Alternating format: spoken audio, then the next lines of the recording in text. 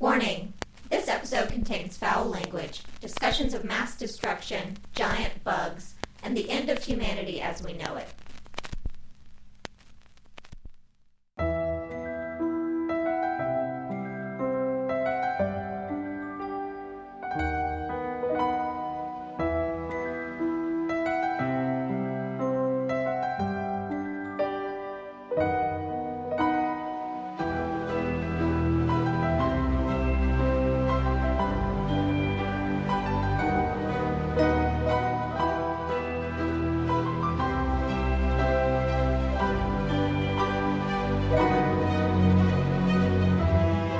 Hi, weirdos. You are listening to Keep It Weird, the podcast for all things strange, unusual, paranormal, supernatural, creepy, sticky, gross, scary, and everything in between. Each week we sit down together from across the country and we talk about something weird. And this week, we are diving into one of our very, very favorite mysterious and fascinating and just plain fun topics, aliens. We love aliens here on Keep It Weird, that is no surprise, and we have had a lot of very different conversations about aliens. We just keep learning more, and we will never stop, so sorry about you. But today, Mars attacks, as we are chatting alien invasions. What kind of possible invasions could we possibly experience from those little extraterrestrials? What do they want with us? Are we equipped to handle an invasion on planet Earth?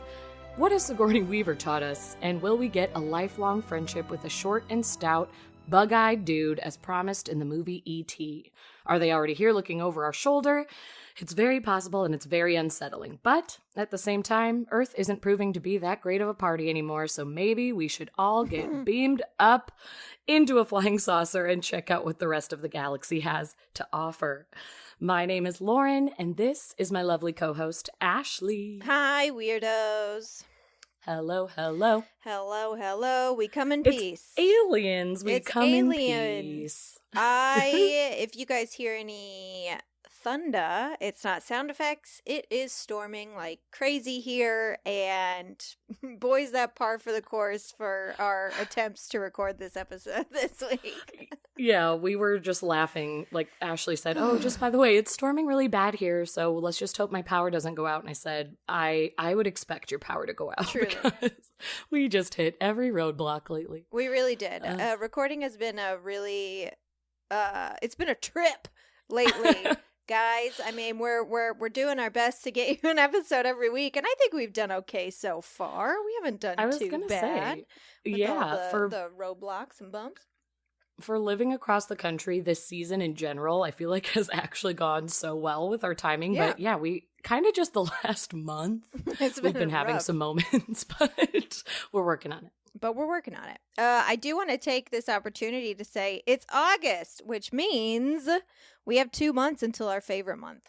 So I know. This is your opportunity, listeners, to send in requests for Halloween episodes. What do you want? What do you want us to talk about? Do you want listener ghost stories? Some scary stories to tell Joe in the dark? Do you want to hear us talk about horror movies? Do you want to hear us talk about monsters, ghosts, aliens, murderers? Do you want a contest? Costume, decor, pumpkin, makeup, you name it. We'll definitely do a Zoom party prize again. Obviously, there'll be some free merch as prizes. So let's just get ahead of the game. Send in your Halloween episode and or contest ideas by emailing keepitweirdpodcast@gmail.com with the subject line Halloween, or just shoot us a message on our socials at Keep It Weirdcast, so we can do what you guys want. Also, it's like, it's our 6th Halloween. I'm starting to be like, what the how do we even carry on? How do we get spookier than what we've already done? How do we top ourselves? It's so true. Yeah, so you guys help us out. Tell us what you want to hear, and we'll make it happen for you in October. And speaking of October, I also want to take this time to ask you something, Lauren. Oh, no. So, listeners, if you didn't know, Joe and I are finally getting married in October. We're going to the courthouse, so it's not anything to get, excited about. But I wanted to know, Lauren, if you would pick out a bracelet for me to wear on my wedding day. Oh my Lanta, this is the best day of my life. Yes, I would be honored. I'll send you a picture of my other jewelry that I think I'm about wearing, and then obviously you don't have to buy it. I mean, unless you want to, you could buy it as well. But I just wanted you to pick it, so that'll be like kind of you being there with me. Oh, I love it. I know. As you were saying, I have something to ask you. I was like, I already know she's not having bridesmaids, and it's not a thing. So what is she about to say to me? Don't get my Lauren, hopes up. please fly across the country in 2 months. This is your warning. I would. I know I you would. But I'm so honored, and I love picking out jewelry, especially when it's gonna have like a touch of spook, obviously. So it's gonna touch of spook. I can't wait. Well, good. Thank you. I wanted to ask you on air because I wanted our the listeners to sweetest. be a part of it too. Yeah, we're getting married, guys. We're getting married at the courthouse. I know a lot of people are asking, how spooky is our wedding going to be? Not. I mean, courthouses are pretty spooky sometimes. True. But usually not the wedding wing. But yeah, it's going to be really simple. We're just going to the courthouse. I got my dress. It's gorgeous. It's perfect. It's exactly what I wanted. So you're definitely keeping it. Does that mean you get to send me a photo or not? Oh, yeah, I after the can. fact? Yeah, I'll send you a picture. yes. I'll send you a quick picture. I was begging her the moment she said she bought it. I am so excited to see. It's so cute. So anyways, hi guys. Today we're talking about weddings. Hi, Weddings and aliens. This episode Alien weddings is all about invasion. So invasion.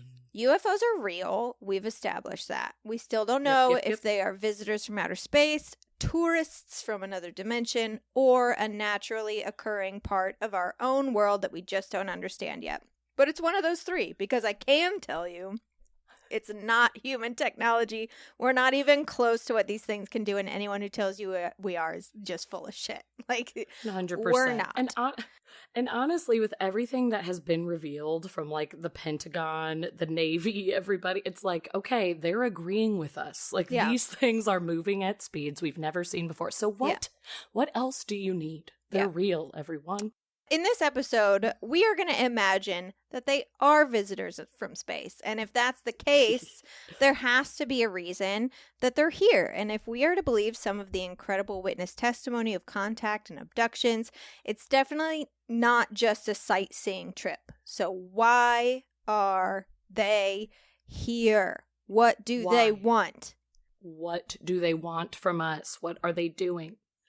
And honestly, what better place to look than the movies? Because it's sort of all we've got at the moment, how we imagine it to happen. So I wanted to kind of kick us off by talking about the different invasion tropes that we have seen in our beautiful sci-fi, horror, thriller, what have you, movies.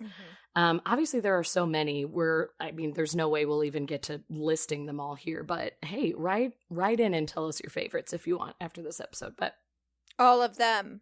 All of them. Yeah, Ashley's answer is all of them. I love Mine is sci-fi. probably most of them. I was scared of them more as a kid, but have loved them as an adult. E.T. I feel like I said that on our very, very first episode. You and Joe had a real problem me. with that guy. But then I watched it as an adult, and I think, sorry if I've said this on an episode before, I need to apologize because now I think E.T. is the cutest little thing that's ever lived. Curvy queen. I love E.T. Okay. Curvy queen. Just a little brown guy. Okay. I cannot watch E.T. I will cry harder than you've ever seen me cry. Like, I can't watch it. Fucking Spielberg, man. You really got us. No, I bawl my eyes out to it too. The relationship with Elliot. I know. It's too much. Okay, so hi. One of the tropes, movie invasion tropes. So one of the main ones that we've seen, and kind of like the first one to come forward once it was written in a novel and then made into, 3 different versions, we saw in War of the Worlds. It was actually War of the Worlds, written by H.G. Wells back in the 1890s, then, has been made a few times over. But this is the trope of, hi, we're coming to take over your planet, obliterate you, like you're of no use to us, we are your new leader, goodbye, we're evil, we're taking everything. Yeah. So that was kind of like the first one, and that established one of the main themes we have seen is that aliens are terrifying and we're all going to die.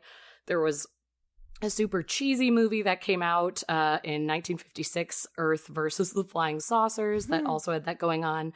One of our all-time favorites, which I know Ashley and I agree on this one, and probably everyone who's listening, 1996, Independence Day. Oh, I mean, beautiful. Delicious. Beautiful. Mwah. Perfect. We all watch Wouldn't it on change the a 4th of thing. July every Wouldn't change No a damn notes. thing. I have no notes for Independence Day. All of these films, enormous spacecrafts descend from on high, unleash just absolute hell, and that's pretty much it. And we all have to scramble and figure out what to do. The government is not prepared in the slightest, and everybody just kind of gets taken over. So there have been so many, variations on this concept, as I said, but I have to mention, of course, the 1996 comedy Mars Attacks. Love it. Because that is also one of my favorites. How do you feel about Mars Attacks? You like it, right? It's one of my all-time favorites. I think Jack Nicholson's performance as both the president and the Las Vegas hotshot, it's one of my favorite performances in movie history. I think he's hilarious. I mean, the whole movie's great. Oh my God. But gosh, it's perfection. I just it's so funny because it's it's kind of a spoof. It's satire. Yeah. It is. It's playing on our idea of what the aliens have looked like, their big bug eyes coming out of their huge heads, all of it. But what I love about it is the amazing cast. As you said, It's Jack incredible. Nicholson, enough said. Who is it? It's Jack Nicholson, Natalie Portman, Glenn Close. Glenn Close, honestly, it's thank you for being in this. Thank you for doing this, Glenn. Thank you for doing Martin this. Short, Pierce Brosnan, who plays the hippie woman. She's won 1 million Oscars. Annette Bening. Oh, Annette yes. Bening's in it. It's incredible. It's perfect. But it's worth mentioning because even through the parody, that's the idea behind it. Aliens are coming down. They're bye.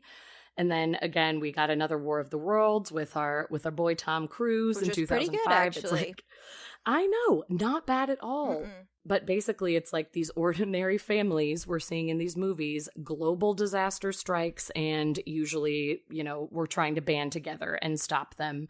And we get this big budget, amazing spectacle that none of us are mad about. But this is definitely the most terrifying trope. Mm-hmm. And what I have found interesting is through researching, obviously it's hard to find a ton of research on alien invasions because they've never happened. What are we going off Yeah.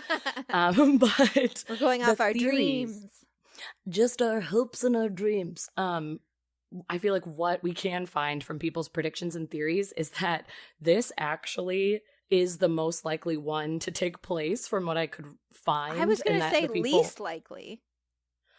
Well, that's what's funny is to me, I would think least likely. I do not think aliens want to come to obliterate us. Maybe I'm just trying to be an optimist, but if you look at what, obviously there's psychics and mediums who have made predictions, but even Stephen Hawking made predictions and his were it's definitely going to be malicious. That was his belief on it. It's if he's saying it, what hope do we have? I definitely think that there's a possibility that they could come here wanting our planet and wanting to obliterate us. It's just the full-scale attack that I think is the least likely, because if you were to do that, why would you destroy the planet's resources? That makes zero sense.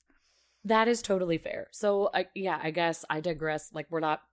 They're not going to destroy the planet because that's what they're here for, but they're just going to say, Wipe hey, us you out. humans are useless. Yes, and totally wipe us out. So that stresses To me be out a little fair, if you did wipe out the humans, the planet would be healthier. So it would be in mint condition because we're destroying it. So it could be possible Moment by that they're that's a really nice planet with so many resources and beautiful creatures. You know what's horrible about it? People.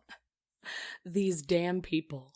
And I laugh thinking of if the aliens are watching us, if that theory is true of them kind of looking down on us and observing us, they saw how beautiful the planet looked during COVID when we couldn't leave our homes, and they were How do we get these people proof. staying?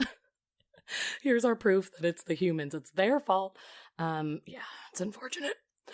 What is your favorite of those movies, though, before I move on to the next trope? I mean, when you think of aliens attack and wipe out the human race type movies. Oh. Independence Day? I don't know if I have a favorite. One thing I do like about Independence Day, though, that I always point out as like being like, this is the most realistic thing in this movie, is when the president of the United States is like, there was no UFO at Roswell, it's an old wives' tale, da da da da da, and then the, you know, whoever it was like, actually, that's not entirely accurate, because as we've talked about on the show before, the president of the United States is a temporary position, sometimes very temporary, like 4 to 8 years. They're not given all of the information. They're not given all of the secrets. They can't. They're not gonna be employed there. You know what I mean?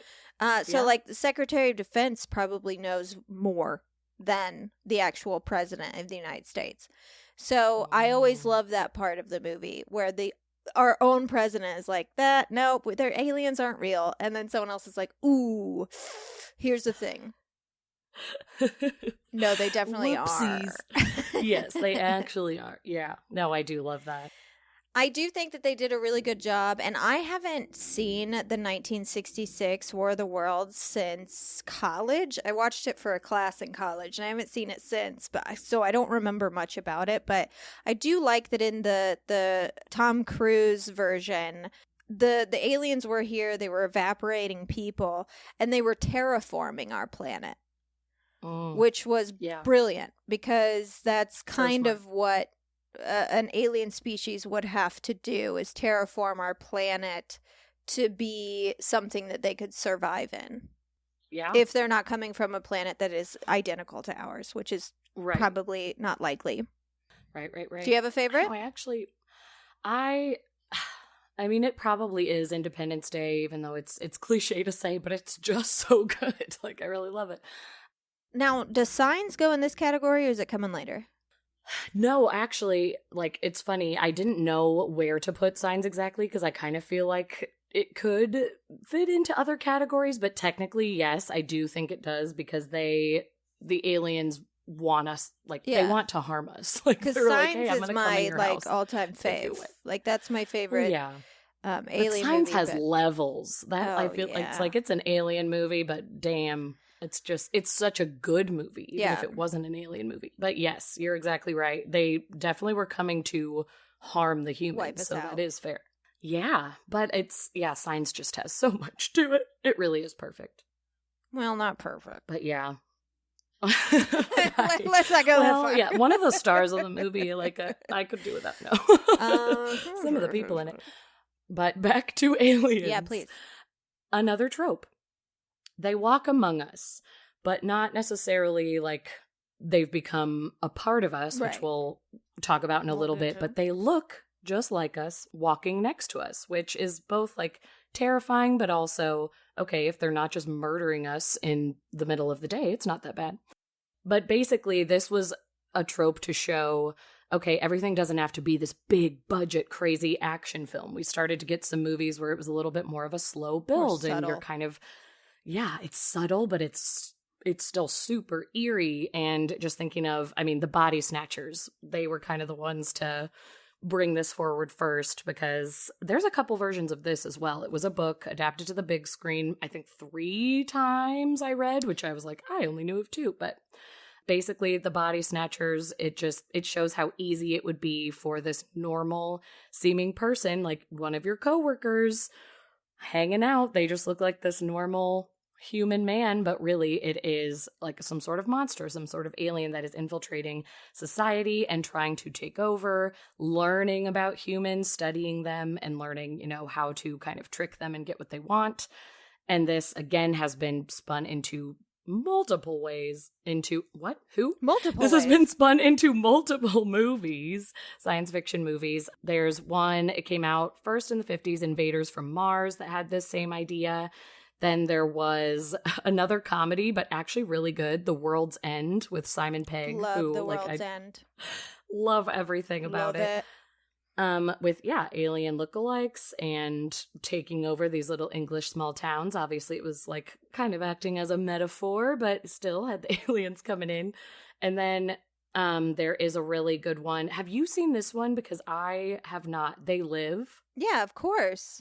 I know. I figured you had because it's John Carpenter, but I have not. You've never seen They Live? Well, that's our that next has to be movie our night. next. I was just.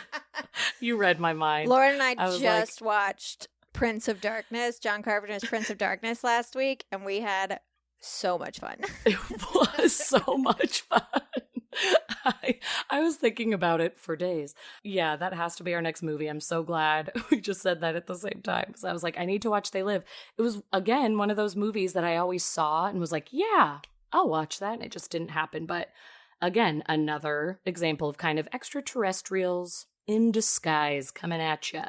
And it's the humans, trying to identify who is fake, who is real, how do we get there? And with Body Snatchers, so many people can critique that movie all they want because, it's older. Maybe there's not cool, splashy special effects once again. Who critiques the invasion of the Body Snatchers? Just people saying like, oh, like we need to, like, I wish somebody would do more with this movie, whatever. Obviously, there are people who don't appreciate, like, the movie Good for what films. it is. So, yes, they don't understand film in general. I will kick you down the stairs. I'm not listening to those people on forums. All that is to say is just like, if you don't understand how horrifying that last shot is, where the seemingly normal man just turns and opens his mouth and we hear that sound showing that he is one of the alien, like, it haunts me in my dreams. It's I terrifying. think it is so terrifying, so Now, simple. are you referencing the effective. 1976 Donald Sutherland Invasion of the Yes. Body Snatchers? Because that's my Yes. favorite one. Yes, that is exactly what I Donald referencing. Sutherland, Jeff Goldblum, Leonard Nimoy. Like, the movie's perfect. Just watch it. It's so good. I can't believe you didn't mention The Faculty. Listen, oh my God. No, what's so funny is it's the only other movie I was going to mention. I was going to ask you if you had any more examples because you know everything about alien movies. The Faculty is a movie, one of those things that I saw notes. at a sleepover in probably 7th or 8th grade. And it was one of those where like everyone fell asleep, of course, and I was just up awake, like a tentacle is about to come and just take me away. But it was so good. It's so good. And The Faculty is one of those cool movies where it brings a younger generation into, it is just a retelling of Invasion of the Body Snatchers, just through the lens of 1000%. high school teenagers. And like, what if it happened, In what a if high it wasn't, what if it wasn't San Francisco? What if it was just one high school? They did such a great job with it. It's such a good movie. They really did. I definitely think this would be the way to go. If you had it's not really technology, I guess, Invasion of the Body Snatchers, they kind of grow them like plants, like it is a plant and it kind of creates a copy of the person and grows it, and then they kill you and they're just a copy running around. But so I don't know, like, I was going to say, like, it depends on if they have the technology. That's not really technology. If they had the ability to, I would say that would be the way to do it. And then there's also a movie that's based on a book, not good, neither good, called Host. And it's, I believe, Stephanie Meyer who did Twilight, right? Or I think so, because I definitely read it when I was young, so that tracks, because I was reading Twilight, and I was probably like, what else does she have? But yeah, it's not good. I barely got to the end. Yeah, and in that, it's a parasite that attaches to your spinal cord, I believe. And so yeah, like, that would be the way to fucking do it, because by the time anyone caught on, it would be it'd be over. Late. Yeah, it'd be too late. It'd be over. Yeah. I think that the 70s Invasion of the Body Snatchers does better than even the 50s, and the latest one is garbage. Don't even watch it. But better than them is just to show how fucking futile it is. Like, by the end of that movie, everywhere they turn is alien. Like, they have nowhere to go. And you don't know if you're talking to someone, if you're like, hey, I stumbled upon this plot. Like, you don't know if they're going to be like, yeah, okay, I'm one of them, so it sucks for you. Yeah, the copy is so accurate. Yeah. It's like, you have terrifying. no idea, but that's like, that is why I love that last shot, because it truly shows like, oh, you thought you were out of this? Yeah, just kidding. That person that you were just talking to is an alien. It's so smart. It's so good. That is very terrifying, but it's scary to think of, but also I'd be like, hey, genius move, aliens. You did it right. You did it. Good move, guys. Another trope in movies, which feels so much like what people of the US of A are going to do, just because they can't leave anything alone and they're like, we have to have everything, is what if we are the aliens that are going to their planet and trying to make contact, only to realize, oh, wait, this was a terrible idea because they're more advanced than us. So this goes away from the traditional spaceship landing on Earth or, you know, them infiltrating our society. We now have this trope of still hostility, like it's seen a lot in like horror alien movies, but basically humans going to another planet saying, oh, I picked up this weird signal, or I communicated with something and we have to go see what it is. We get to the planet, they just want to kill and murder us all. So they're like, what the hell are you doing here? It's like when people get attacked by sharks, where it's like, well, Yes. Don't go in the ocean. You're in their house. You are in their house. And as I've said before, and as I will say again for the rest of my life, don't go in the fucking ocean, and definitely don't go there. Don't go that deep. Don't go that far out. My husband is always guilty of it. He just wants to prove he can freestyle or backstroke out to the buoys that are the barriers. And I'm like, you're going to get your leg bitten off by a shark. But yes, same thing. They're like, please get out of our zone. So our journeys to these new worlds, our initial contact with them, it usually ends up not great with this other species. So 2001 is a great like blueprint for this kind of movie. And then we see Contact, Mission to Mars. This is where we're discovering a message from a possible ancient alien race. We follow the instructions. We go up there, blah, blah, blah, blah, blah. And then obviously Alien. Things aren't what you expected. Yeah. Things are not what they seem. The whole Alien series is based on this. Those movies are pure gold. I mean, there's some bad ones sprinkled in there because there's been a lot of sequels, but I will watch them whenever someone asks me to. So I still love them. But they do the trope so well. But I love this trope for entertainment purposes because you're like, dumb humans, and then you're just entertained for hours. But this one, I don't know if we have enough yet. I mean, maybe this could happen in the future. I don't know that we have the technology to get to some of the planets where we have like heard things. Because I know we've gotten, you know, signals of things we can't understand out there. But do you think we can actually get out there in like the next... Yeah, that's what I'm saying. I don't think it's ever going to happen. I mean, even Elon is like, we'll make it to Mars in my lifetime. And I'm like, not with the way Tesla's going, bud. Yeah. That's not even going good. And those things are on the Earth. Yeah. I know. Maybe. I mean, we'd have to really get it together, and we would have to, I mean, it would really, because of the way people are and it would have to be another space race. That's the only way we're going to get up there. It's not going to be like, this guy has a dream. Like, it's going to have to be like another moon landing space race type situation to light the fire under our ass. But also, we would just have to, I mean, we would literally have to invent something that defies the laws of gravity. Right. So, that's the thing. And to do that, you got to figure out what gravity is. We're not even there. Like, there's no way. I really don't think that we will. Pitch Black. There's another one.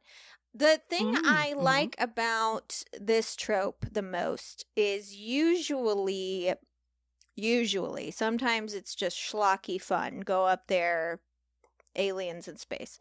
But usually there's a very philosophical message. Obviously, 2001: A Space Odyssey is all about consciousness, how we got it, who gave it to us, and what happens when we come face to face with that.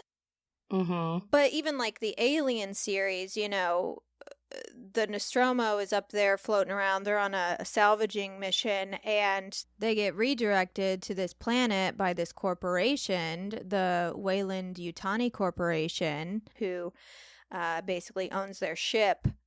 Because they found a signal supposedly on this planet, they go down to the planet. What's that? It's an egg. What's that comes out of the egg? It's a fucking monster. It attaches to this guy's face. They get him back on the ship. An alien bursts out of his chest, and they're going, what the fuck? Like, we can't go back there.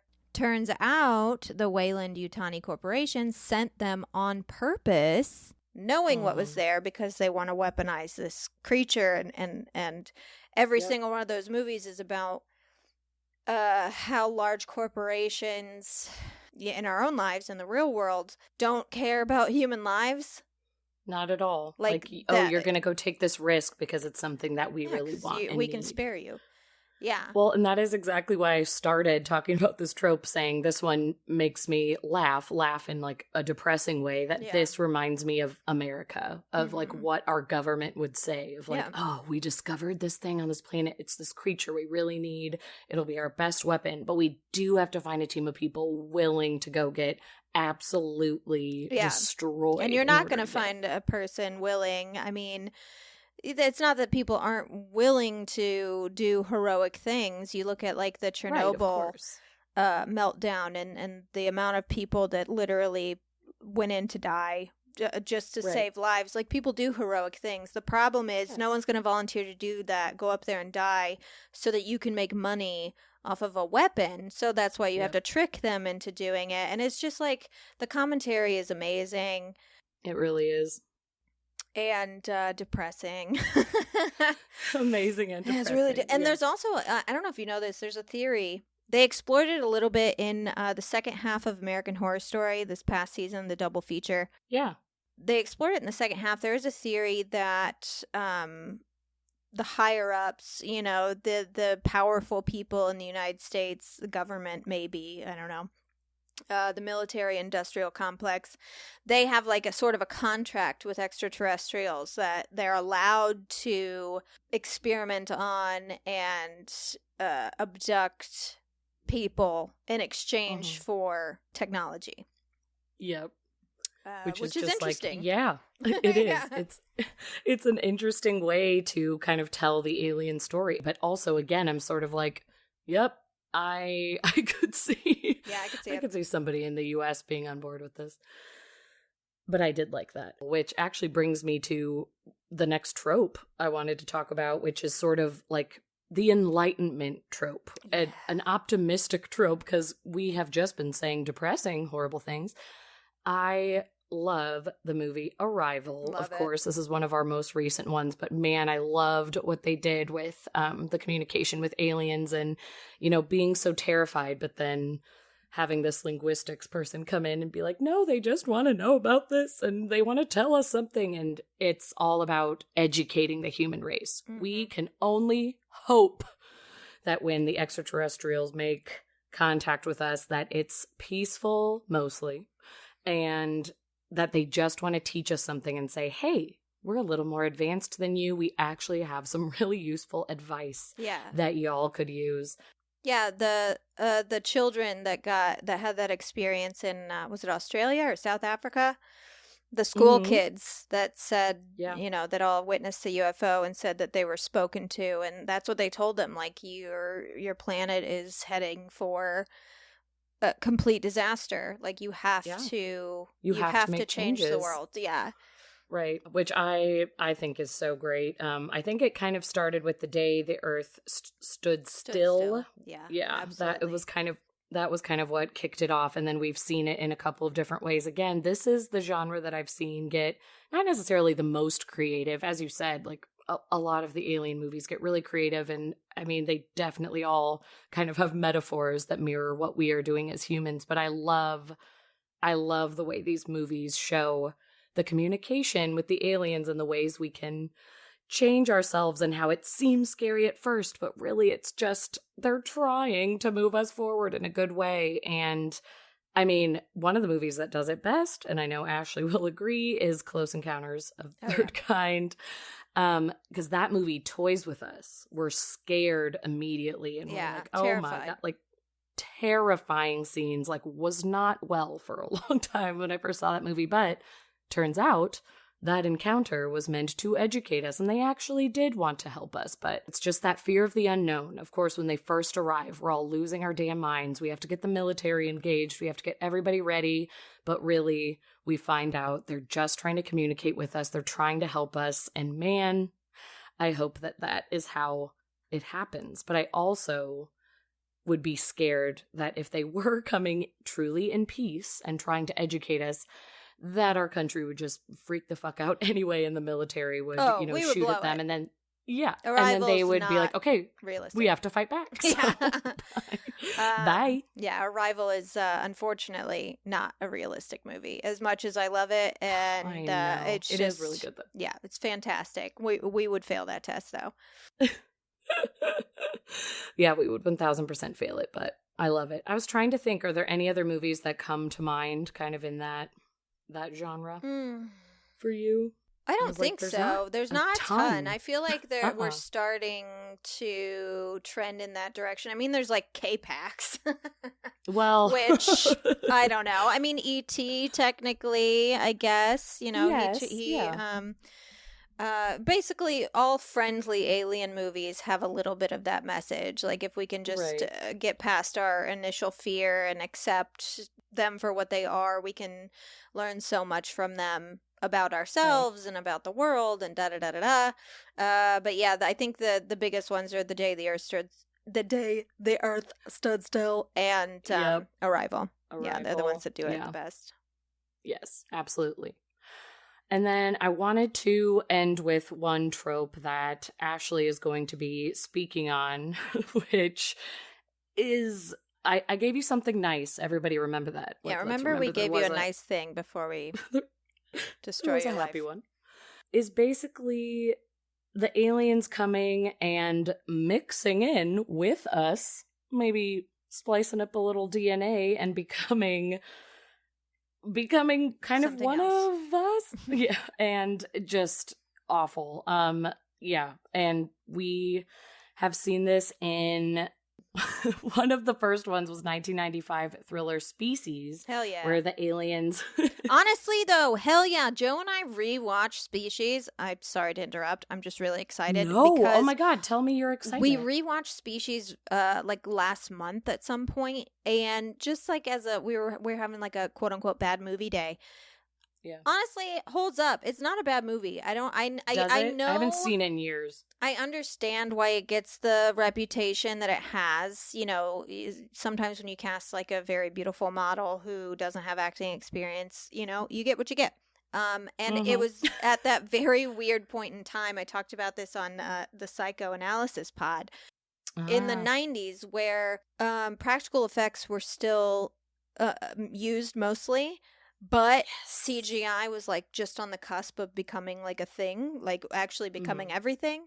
So you have these like movies where like the practical effects are incredible, and then usually for their big finale, they have a mess of CGI. So like, here's the thing: is Species like great? No. Is it not that bad? Yeah. Yeah, we should give it more of a chance. I love hearing that because I haven't seen it in years, and I do want to go back and watch it. Because when I was thinking of movies that kind of fall under this umbrella of like, they come down, they're teaching us how to grow our own woman, but then they turn out to be murderers. It's genius. I love it. I remember being freaked out by it, but like also with a hint of cheesiness. So I need to watch it again and just like appreciate it for what it is. But yeah, I love it. And then I didn't see this, but I remember like people either loving it or hating it. But in 2013, there was the movie Under the Skin, which had Scarlett Johansson playing a predator who seduced men to their deaths. And, she also was becoming fascinated by being a human and kind of studying them and seeing what that could be. But yeah, you said it's fine. That was your comment. Fine. Yeah. It's fine. It's not bad. Not bad, but it's fine. Did you see Honeymoon? No. Dude, Honeymoon fucking rules. Honeymoon rules? Honeymoon okay. rules. It's about a couple who's on their honeymoon. And wait, yes, you've told me about this several times now. I'm like, I know of this movie. It's because of you. It's great. Rose Leslie is the lead, and she's great. The other guy is Harry Treadaway. And they are on their honeymoon. They're in a cabin. They're camping, and something happened. I cannot tell you what happens, but boy, oh boy, okay, yeah, don't, because I really do. A shocker. Yeah, I mean, you know what movie we didn't talk about, and I'm wondering, I don't think it fits in any of these categories. That's the thing, is like we have our tropes, but like sometimes the movies go off the rails. Yeah, Predator, for example, doesn't fit into anything because they... I know. I didn't know where to put it. I almost lumped it in with Alien. And I was like, no, not fair. That's not true. No, because they really... I mean, do they hunt people? Yes, but it's for sport. And they're not really trying to take over the world. They don't really care about that. And also... No, they're just animalistic creatures who are like, I'm gonna eat you. Goodbye. Annihilation. Oh, yeah. Annihilation. Same thing. Technically, I mean, I guess it could be kind of a War of the Worlds scenario where they're terraforming the planet to fit it. I don't want to give too much away. But we never really learn if it came here on purpose, if it crashed here on accident, and this is just what happens. Like, I'm not really sure where to put that one. Yeah. That is really true. There are some outliers, as there are with, like, many movies. Of course. Yeah. Yeah, that's true. I was just in my head trying to categorize different alien invasion movies, and I was like... I love that you're doing it, too, because I was the same. It was like, Yeah. I had Predator listed, like, so many different times, and I was like, no, it doesn't fit here. It doesn't fit here.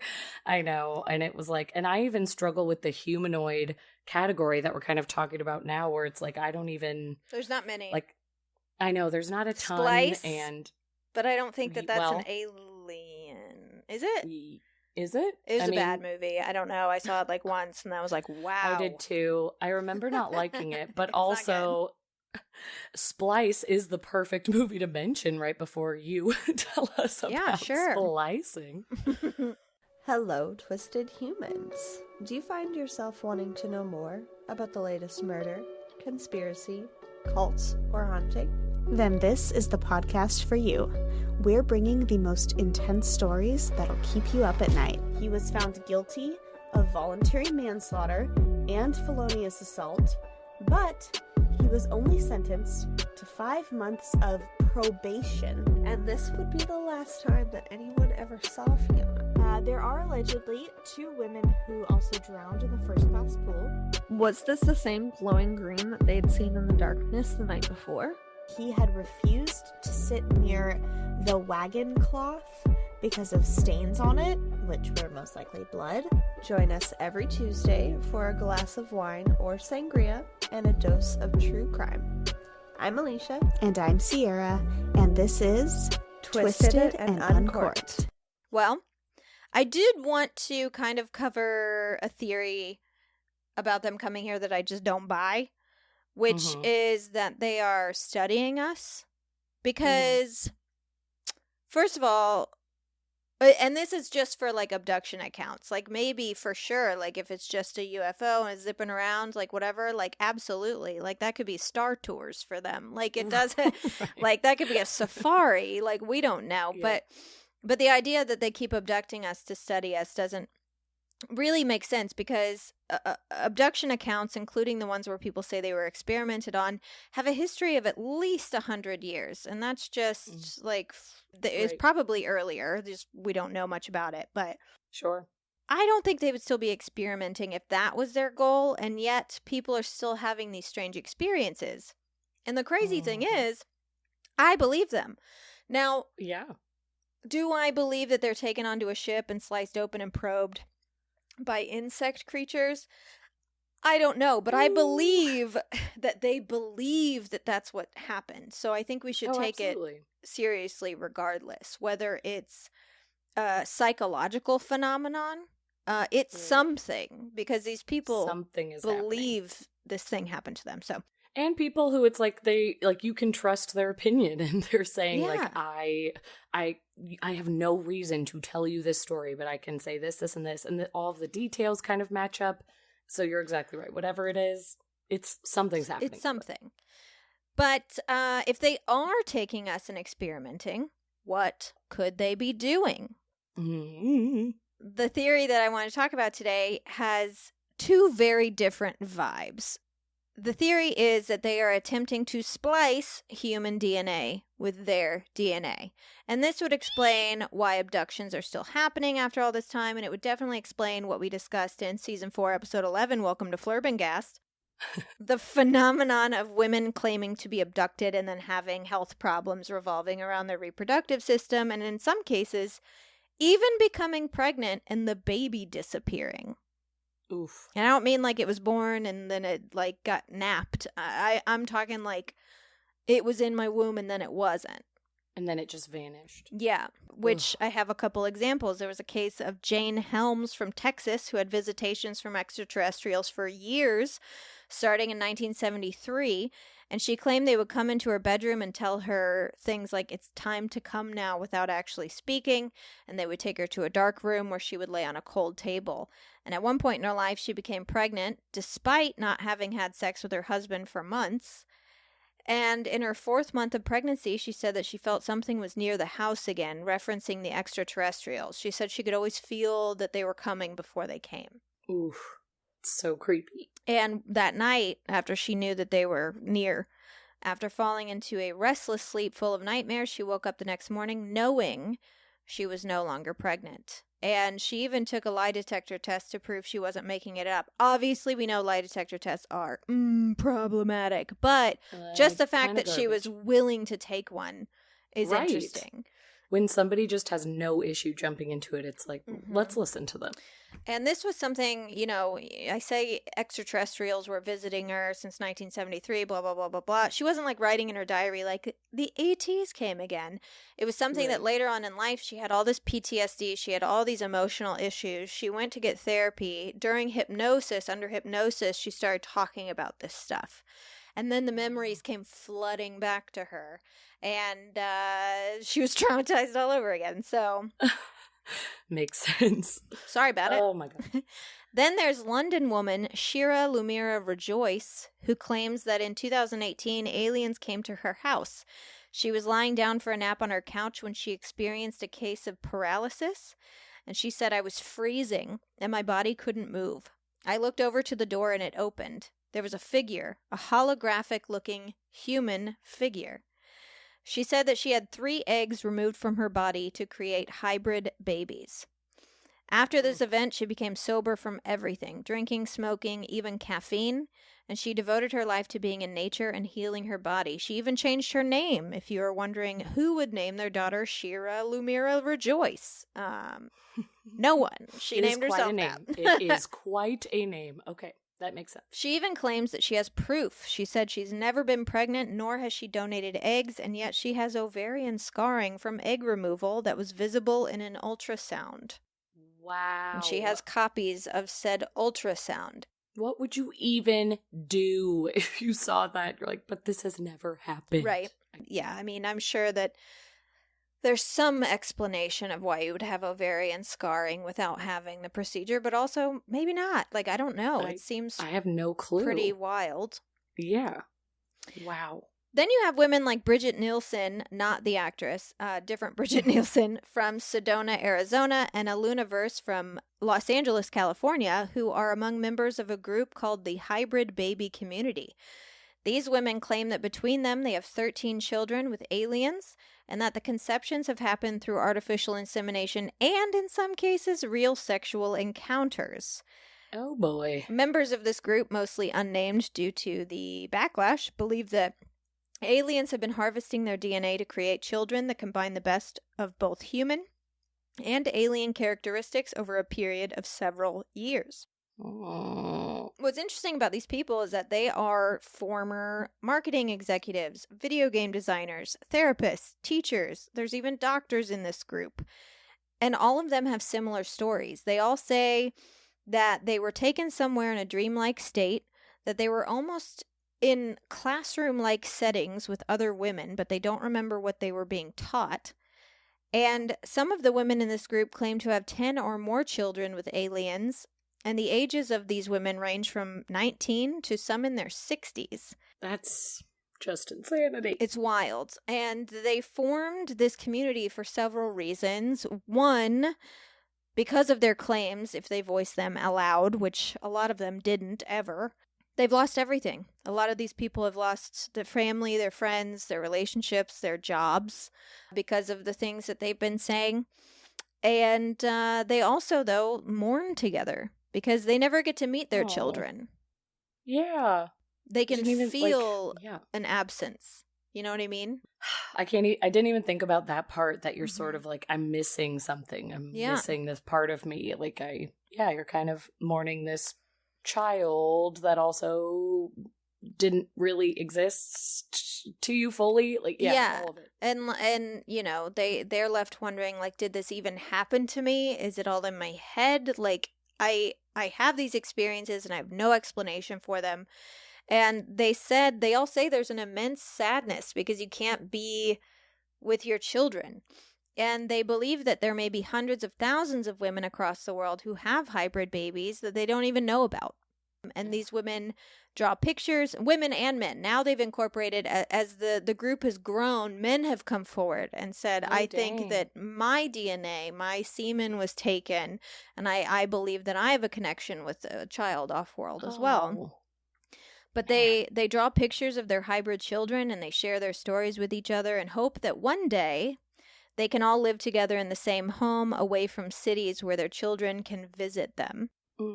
Bridget said that there are certain signs you can look for if you think you might be one of them. Recurring dreams about doctor's offices or classrooms, missing time, and false pregnancies.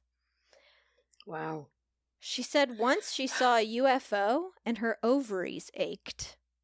Oh. Isn't that sad? That's sad, though. That is so depressing. That is so awful. I also just, I want to know everything now. Like, I can't believe you've brought this to me because I have to know every detail. The women say that they understand why people think they are crazy, but that they are not, and this is really happening to them, even if they don't quite understand what is happening to them. Yeah. There was even information about an unnamed woman who became pregnant after an encounter in the declassified documents released from the Defense Intelligence Agency. The report is titled Anomalous Acute and Subacute Field Effects on Human and Biological Tissues, if anyone wants to read it. And it investigates the health impact of people who have had supposed encounters with what they call anomalous advanced aerospace systems. Just say UFO. Just say UFO. I kept thinking that, like, all of the research I was doing, I was like, okay, I'm seeing all your titles. It's a UFO. Let's be real. But this report includes apparent abductions, experiences of telepathy, perceived teleportations, and one case of an unaccounted for pregnancy. Wow. And lest we forget, many abduction cases, including one of the most famous ones of all time, Barney and Betty Hill, abductees have stated that they have felt sexually violated and suspect that the beings took things from their bodies. I mean, I've been honestly thinking of them this entire time because I'm like, it is probably the most famous abduction case. And it's like, they told us immediately. They felt like something violated their body, something was taken from them. This so goes along with everything you're saying. Yeah, I remember Barney said that, like, he felt like an intense shame.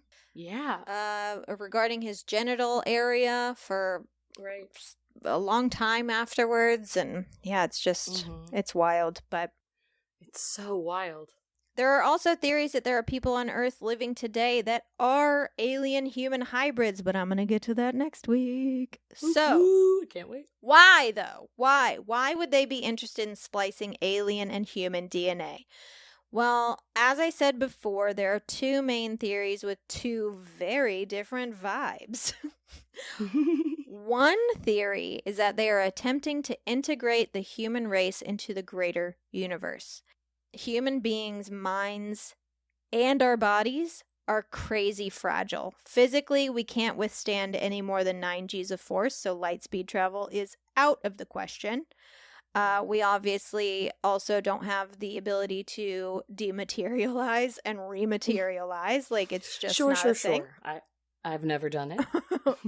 And psychologically, we're not good with change, human beings. Not good with new ideas, which is... You know what? We sure aren't. We are not good at it. Stay the same. All of us. It takes us a minute. We all have boomer energy. So... It's true. Which is why it's not surprising, if it is actually happening, that aliens are choosing contact with open-minded individuals with a large capacity for empathy and understanding, because it takes a fair amount of emotional intelligence to be an empathetic person. So In order to bring human beings into their world, it may take a crossbreeding of sorts, and that would take years and years and years of experimentation to get right. And this is a lovely thought. The other theory is not. Oh, boy. It could be that they are not interested at all in inviting human beings to be a part of some universe-wide United Nations and bring us into their world, but that their world or worlds are out of resources, and that Earth is a planet with robust resources that they would like to take over. And possibly their race can't exactly survive on our planet due to whatever, gravity, oxygen, hydrogen, who knows. So their option to continue their race is to find a way to crossbreed our species, and once they crack that code, there will be mass abductions and eventually a full takeover of our planet. And yay! But this theory would also explain why they're so interested in our military bases and nuclear test facilities. It's not that they don't want us to destroy ourselves, it's that they don't want us to destroy our planet. They want our planet. They Pretty want our planet. dark.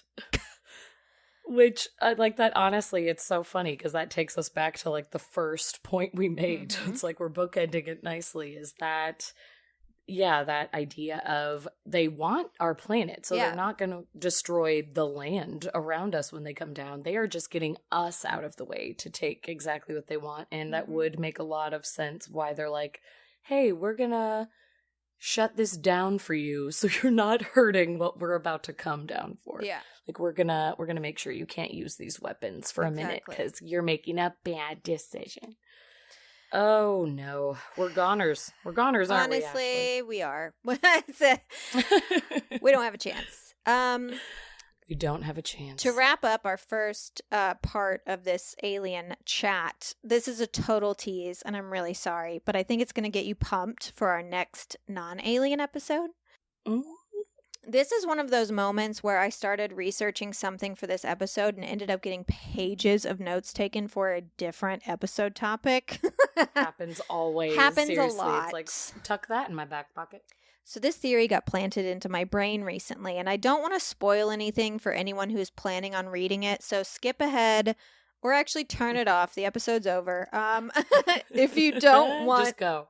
If you don't want to hear about the Midwich Cuckoos or Village of the Damned. So, in the book The Midwich Cuckoos by John Wyndham, an entire village in the UK blacks out, passes out, goes unconscious for almost 24 hours.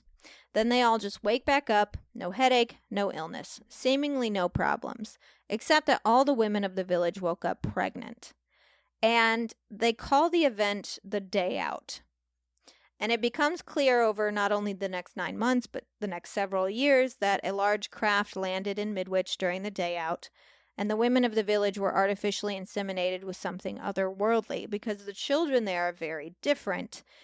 One, they grow about 3 times the speed of normal kids. Their eyes glow. Oh, and they can make you do things like pull out a gun and blow your head off just by thinking it. Isn't that nice? Isn't that nice? They're literally an unstoppable little army of alien children brought to Earth. Oof.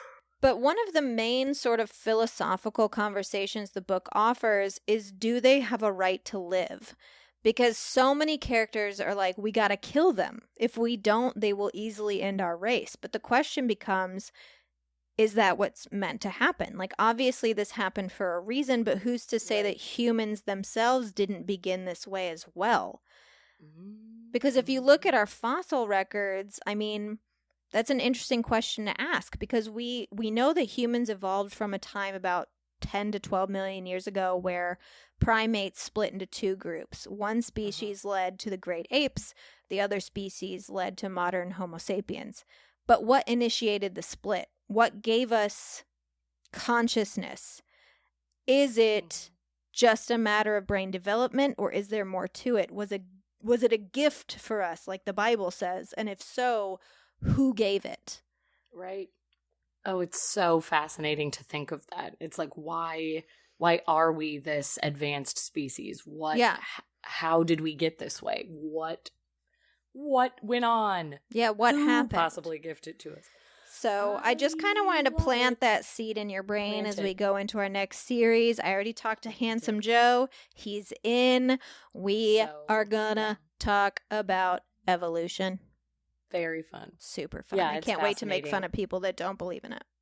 I know. Yeah, first of all, like, that's your number one issue. And if you don't believe in it, like, we're about to roast you, and maybe this isn't the show for you. But I'm so excited to talk about it because that has always bothered me. I'm like, why are we the way we are? Yeah. Why am I sitting here on a computer right now with a microphone in my face when there is an ape at the zoo who's just like has his finger Picking in his his butt. butthole? Yeah. I love that we both said that. There's so many different things that monkey could have been doing, and we were both like, finger in the butt. We've been Finger to in the the zoo. butt. That's what you see the most. I mean, and honestly, like, I went to the zoo last week with Wilder, and that is what I saw. But yeah, it is so interesting. Fascinating. Man. Yeah, I can't wait. Are we aliens? Did they give it to us? Anyway, so that's all the time we have this week for Keep It Weird. Thank you so much for tuning in. Next week, we are continuing our alien conversation and asking ourselves the question, what if they are already among us all the time and we don't even know it?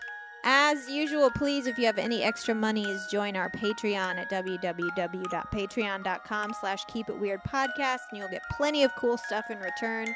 2 bonus episodes every month, a newsletter, discounts on merch, and a shout out on the show.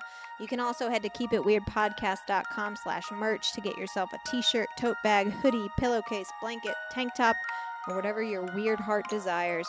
And of course, follow us on social media at Keep It Weirdcast on Instagram, Facebook, and Twitter. As for a sign off this week, rat, rat, rat! And keep it weird.